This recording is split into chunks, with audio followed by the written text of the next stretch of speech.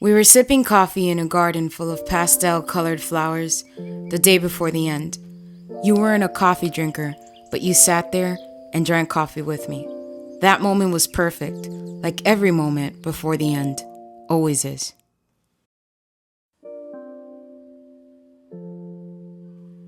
So here's the thing about loving a hurting person. They walk around you on their tippy toes with no intention of ever fully stepping in. They look on from the outside, waiting for you to prove to not be who you've said you are. Their skepticism always overcomes them, and they won't believe you, even when they've seen you with their very eyes. And because they're so used to people leaving, if you don't leave on your own, they'll find reasons to make you go. What do you notice about your eyes? They're big and have a particular stare. They're gorgeous. You notice things like that? I do. Details are everything. I should have listened to you then. Details really are everything. Details like how you'd go ghost on me for days and would then speak to me when you saw me as if it were nothing. Details like how I told you who I was and what I wanted from day one, and how you still proceeded to play games with me.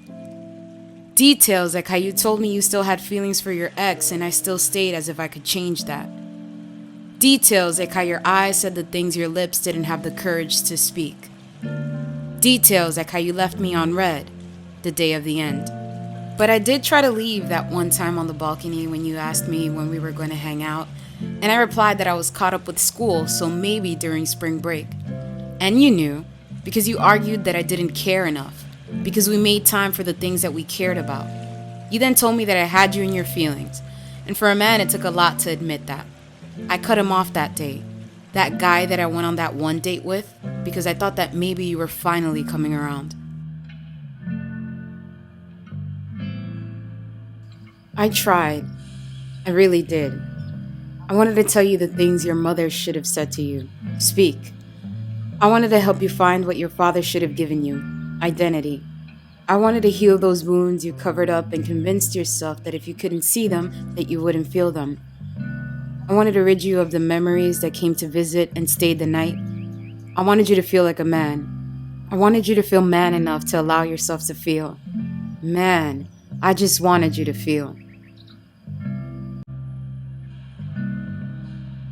I guess that's the state that comes after the pain, the numbing of the senses.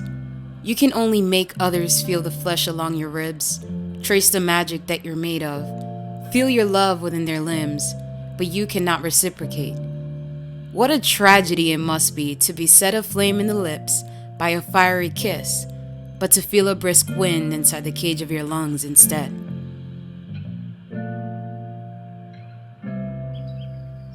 You told me how you were tired of needy women, how all the women you had been with always just took from you.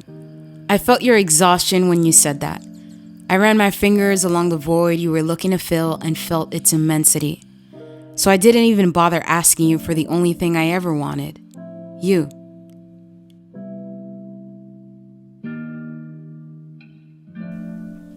You were just misunderstood. But somehow I understood you. You were far too vast for those who only looked at the color of your surface. You were way too deep for those who only dipped their toes into your shore, just so they could feel how cold your water was.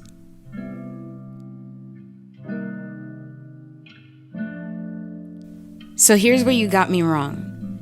You thought that you had discovered all that I was, but what you did not know is that although you navigated unexplored waters, I was not just a body of water. I was the entire sea. And even though my faith built bridges, swamped deserts, and drained rivers, I felt it then, the day after the end, that your back was a mountain that I could not move. You ever had your soul wrestle with your body? Mind wage war against heart? That's how it always felt like trying to love you. I went to battle with God. And I've got battle scars like souvenirs to prove that I have been there.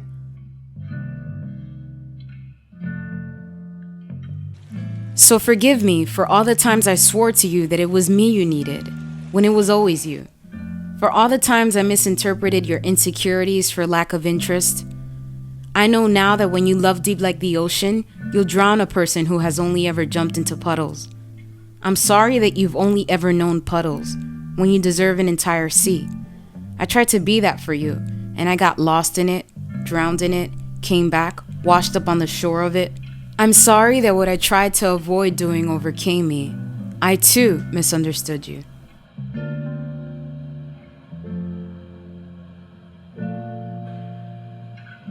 I do not know if I was your blessing and you were my lesson. They say some win and others, they learn. But what happens when the lesson is the blessing too? What happens when feeling pain is better than not feeling anything at all? Pain, the surest way to remind you of your humanity. You reminded me of my humanity.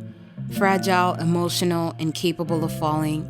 It seems that we elevate and then forget what it felt like to be close to the ground. Helpless, scraped knees, band-aids. Sometimes those moments felt like the end. So many of our moments felt like the end. But we'd begin again.